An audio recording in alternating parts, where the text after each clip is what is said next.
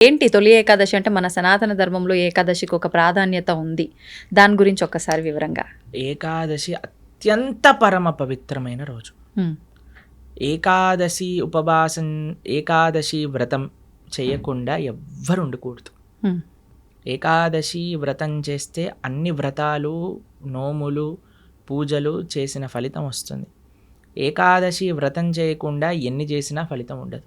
ఆ. అత్యంత ముఖ్యమైన వ్రతం హిందువుకి, సనాతన ధర్మానికి చెందిన వాళ్ళకి ఏదైనా ఉంటే అది ఏకాదశి వ్రతం.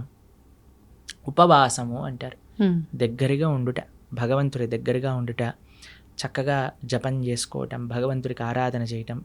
ఏకాదశి ఉపవాసం ఎందుకు చేయాలి, ఎలా చేయాలి అని హ్మ్. ప్రణవానంద దాస్ ఛానల్లో 2 వీడియోలు ఉన్నాయి, గంట సేపు. ఆ 2 చూసారనుకోండి మొత్తం ఏకాదశికి సంబంధించిన మొత్తం తెలిసిపోతుంది. ఆ. ఎందుకంటే అండి, ఏకాదశి చేయటం అనేది చాలా ముఖ్యం. ఎందుకంటే భగవత్ ప్రీత్యర్థం మన జీవితం ఉండాలి. ఆ. భగవంతుడికి అత్యంత పరమ ప్రియమైన రోజు ఏదన్నా ఉంటే అది ఏకాదశి.